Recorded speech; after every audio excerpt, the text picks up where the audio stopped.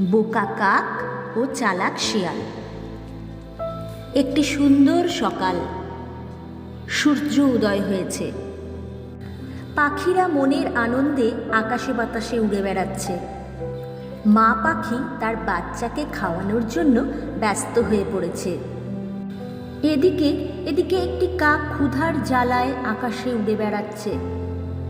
সারাদিনের পরিশ্রমেও সে একটি দানাও খাবার পায়নি। হঠাৎ একটি মাংসের টুকরো পড়ে থাকতে দেখে সে। মনের আনন্দে মাংসের টুকরোর কাছে আসে।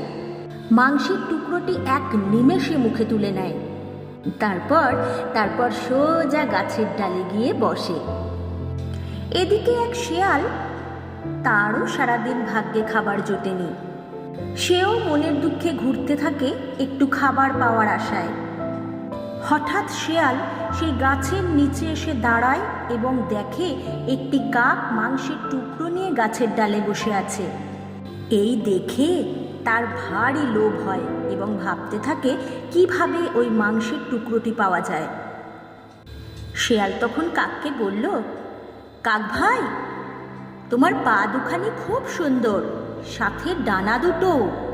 তোমার চোখ দুখানি ভারী সুন্দর, ঠোঁট দুটোও খুব সুন্দর। কিন্তু দুঃখ একটাই, তুমি কথা বলতে পারো না।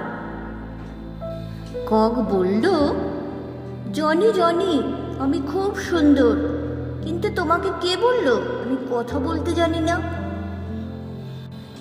তখন শিয়াল বললে, তাহলে আমাকে একটা গান শোনাও। এই শুনে কাক যেই না ক ক করে উঠল, মুখ থেকে হাড়টা গেল নিচে পড়ে। শেয়াল তখন সেই হাড়টা মুখে নিয়ে দে দৌড়। তাহলে আমরা কি শিখলাম? খোসামদের দ্বারা বশীভূত হওয়া বুদ্ধিমানের কাজ নয়।